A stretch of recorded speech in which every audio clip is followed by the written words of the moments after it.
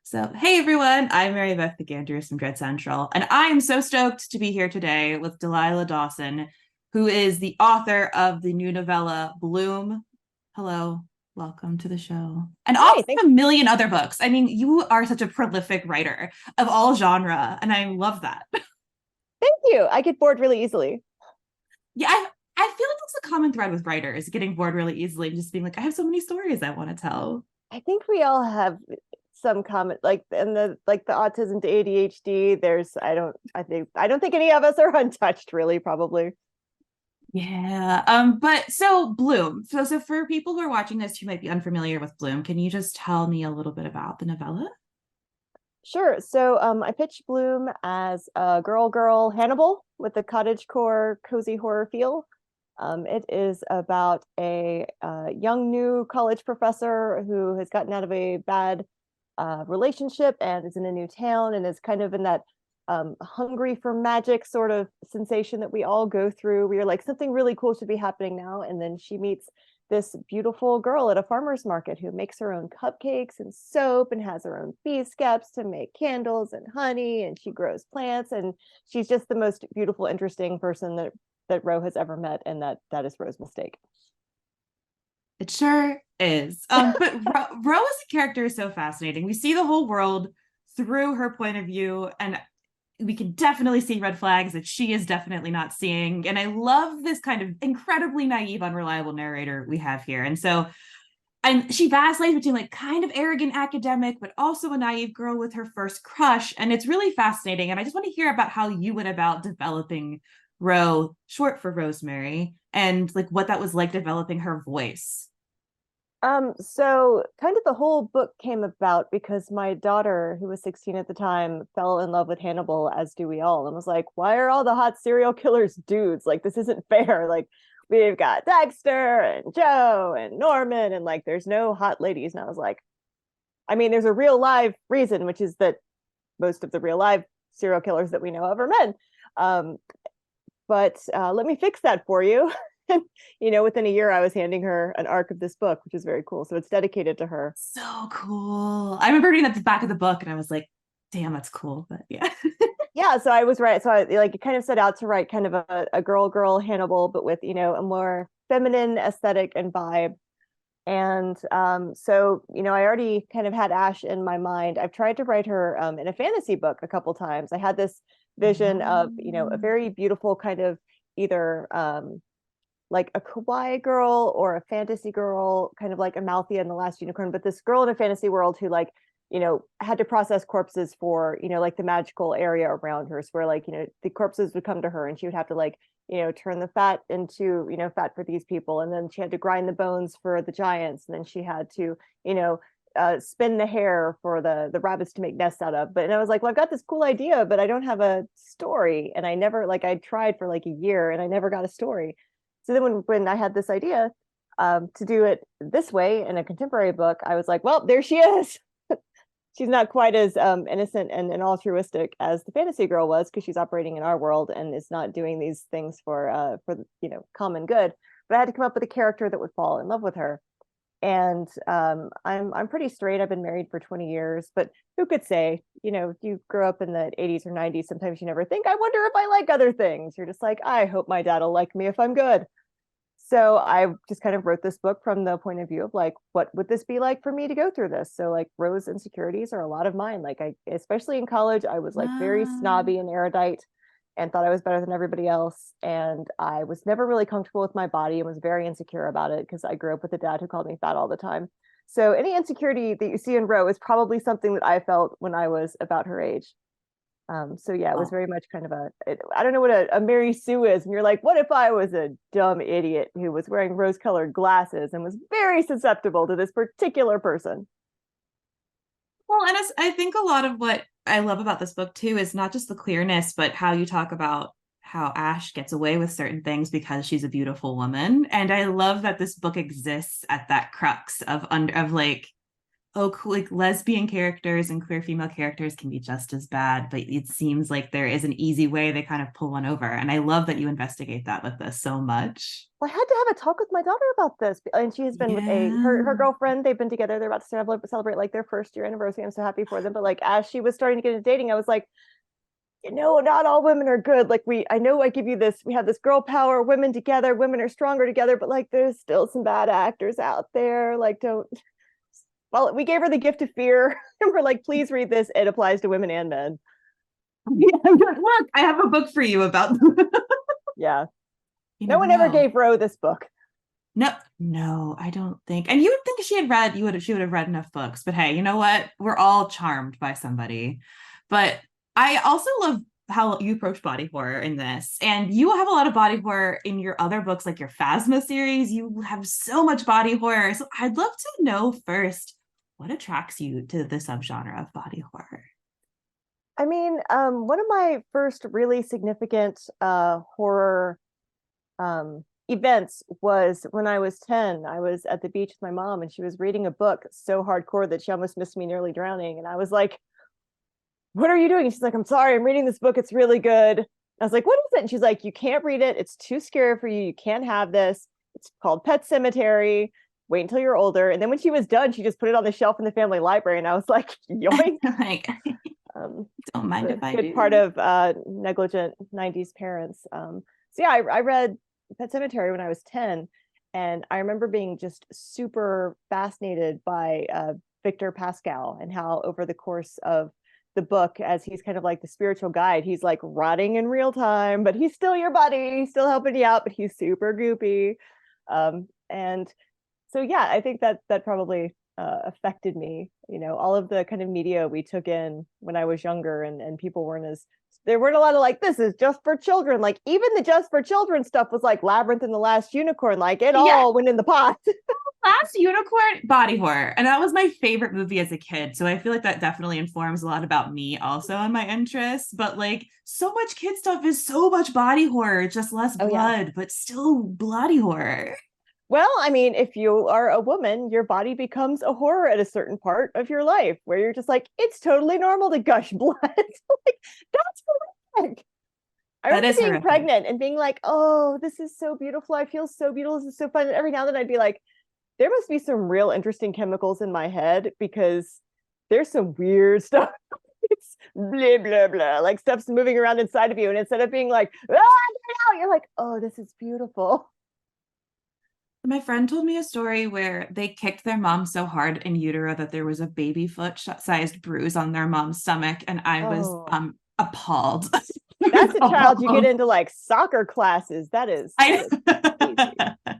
Well, my daughter but was unexpected breach. Like we thought she was totally normal, and then 4 hours into pushing, the doctor reached up and was like, "That's a butt. Your baby's upside down, and now you get a C-section." So I was laying on the table with my arms spread eagle on a cross like Christ. I'm awake. I can't feel anything below my belly button, and my husband is peeking over the thing, going, yeah, "It's like our film. Your intestines are sitting on the table." So like, yeah, a woman's whole life is body horror, really. husband, what a champ. And I was like, "Take that." Oh my God. Well, then follow up. How do you approach crafting So you your follow own that brand up. of body? I know. I'm like, there's nothing I can do. Yeah. How do you approach crafting your own brand of body horror? Going for whatever in the moment. You're like, what's the worst thing that could happen right now? I think like especially with the tapenade, like I hate tapenade. And when I eat tapenade, I think I'm like, I feel like I am eating, like sea and like it's just there's the texture and the taste is so wrong to me. And I was like, oh, I can make everyone else feel the same way I do. You did. I love tapenade. And let me tell you, I was like, my stomach hurts reading about tapenade now. I never thought of olives this way until I've read this book. Yep, you just have to like spread the slight horror slash disgust in new and interesting ways. Um, Yeah. and also just I really enjoy cannibal stories. I try to like in Phasma, if you've read Phasma, they are on a planet without many resources. It's very Mad Max. So when somebody dies, they don't just leave the body, they need to get the moisture out of it. So we've invented like this system to get the nutritious moisture out of a body that's considered holy and part of their religion. So it's not just like we stuck in the goop syringe. um, but I tried to make them cannibals. They were cannibals in the first draft, and then Star Wars was like, let's pull this back a bit. And I was like, okay, they drink the blood, and they were like, pull it back farther. So I tried. Fine. Yeah. Whatever. Fine, I'll make the goop syringe. Well, and I also love how you write food in this. And like it feel like Hannibal as an inspiration makes so much sense because that show is so sexy in how it presents cooking. And the way you talk about eating food is so sensual. So I'm curious, are you yourself a big foodie? And is that something like you're really drawn to? Oh yeah, no, I've gotten very spoiled where like I'd rather that's where I want to go. Like if I get to when I first get into a new town for an event or something, I like the second I land, I'm like Yep. on my phone to see what's near, and I'm like, what is the most foodie weird restaurant? Is there wild game around here? Like bring me the weird stuff.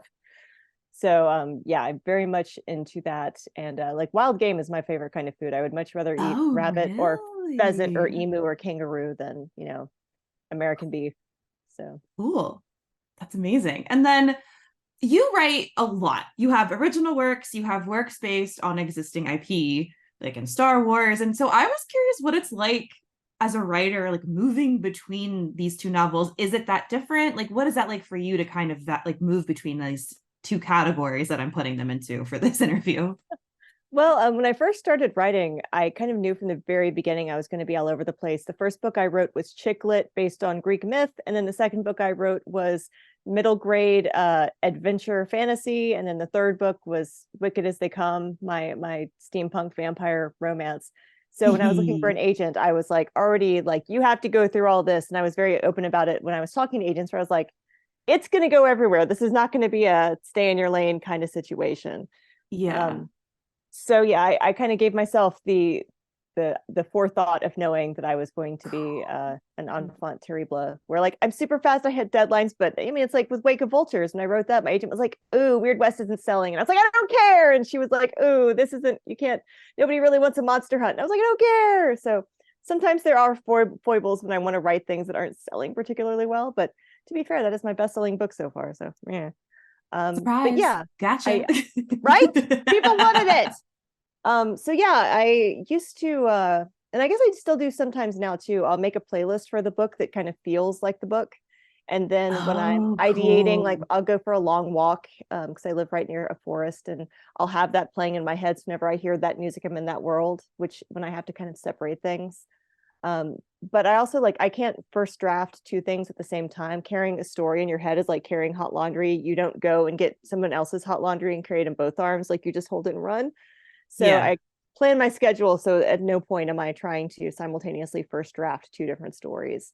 I do sometimes have to pause one to edit another one, but the part of my brain I use for first drafting is very different from the part I use for editing. So, things Oh, pretty much stay separate. But like also everything I write, my website is kind of, its second name is Whimsy Dark, because with my first book, my editor sat me down and was like, okay, we need to come up with a brand for you. And I was like, good luck.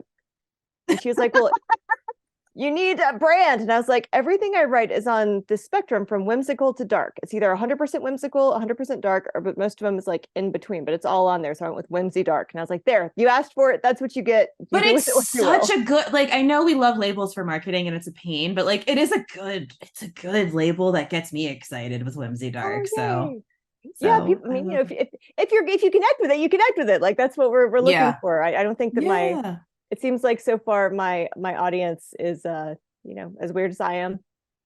So I'll take it. Isn't that great when you find people who are weird as you are and you're like, yay, there are people who love this crazy stuff like I do. So That's the neat. great part about becoming an author, because I didn't write a book till I was 31, and suddenly it was like, oh, these are the people I've been looking for my whole life. They're book people. Oh, that's amazing. And so I'm curious what you like about writing with like the IP stuff. Like, are you fans of these series that you get to write with? Like, what is that like experience like for you in writing stuff that is an already existing franchise and world? Yeah, for the most part, it's really hard to write IP if you're not already a fan of the world and haven't kind of soaked it into Figured. your skin like a frog. A couple times, it's like Star Wars. I was sleeping on Star Wars sheets before I'd seen the Star Wars movie, because back then things weren't on demand. Like it was in there. And stuff like, Firefly. When I got to write my Firefly graphic novel, like Oh, I know so I know Firefly backwards and forwards. And of course, this is before we knew some of the sins of the creator. But like I know those characters in my head. I know what they're gonna say. So that makes it a lot easier. I've turned down things that I wasn't a big fan of because not only would it take a lot of work for me to get into that wheelhouse, but also like that's taking a job away from somebody who like that's going to be the best day of their lives when they get offered that. And I don't need to Yeah. take that away for a property that I'm just like doing it for the money or feel so on. I did do Yeah. a Minecraft story, Minecraft series of 3 books, the Minecraft Mob Squad, because both of my kids were huge into Minecraft at the time, and it was one of those things that was like, Minecraft, it isn't specific characters you're writing. It's not like there's a Han Solo and I have to know what he says. You're just working within Yeah. the Minecraft world. So it was very handy because I could go to my son and be like, okay, I need you to show me, how to build a bed or show me what happens when a creeper gets near you. So my kids would walk me through stuff while they were playing Minecraft to help me out with that. But um, So if I cool. play Minecraft myself, I get real motion sick. Oh, But really? Yeah, that's yeah. fair. I can see why. But before we wrap up, I'd love to just ask you, like, what are some books that people in the horror sphere people should be checking out that you think have being slept on a little bit? Oh man. Okay. See, I'm gonna have to. I don't remember well, it's like if you're carrying your own laundry, it's hard to carry other people's Oh, laundry. oh yes, absolutely understand that. I feel Um, that way all the time. See here, I recently blurbed a middle grade book called "It Happened to Anna" by Taylor K. Mejia. That Oh, was pretty cool. cool. It's coming out in Delacorte. Gosh, I guess it's next year, so they're starting early. But it's really cool. It's about a girl who is haunted with this kind of personal ghost that anytime she gets close to someone else, the ghost starts making bad things happen to the point where when she ignores the ghost, it kills her best friend. And so now she's living with this knowledge that if she allows herself to be close to anyone, the ghost is going to, punish her and then kill them. And then she finally makes a friend that the ghost doesn't mind. So that one was super fun. Oh, cool. Yeah, let's see what else. I'm reading one to blurb now, another middle grade horror called The Lumbering Giants of Windy Pines. It's super fun. Cool. Um, as I was, thinking about this book, I was reminded of, I guess I wrote an article for Tor about, books with lady killers in them. And so one of them I remembered was Baby Teeth by, I think it's Zoe Stage. That was super Yeah. fun. 7-year-old female sociopath that you just don't see very often. That Hell was very yeah. fun. And I'm super hyped about my friend Chuck Wendig's Black River Orchard that's coming out. We're doing an event together on October 3rd in Pennsylvania, where I think he's Oh, cool. bringing apples, and I'm going to try to bring either Georgia honey or cheese, whatever I can find, and figure out how to transport without like ruining my suitcase. So that should be very fun. That's amazing. Well, Delilah. So Bloom comes out October 3rd, Yeah. correct? October Yes. 3rd. So everybody, please make sure to we'll have links for where you can pre-order Bloom, wherever you get your books. And Delilah, thank you so much for chatting with me today about Bloom. This has been awesome. Thank you so much for having me. I really appreciate it.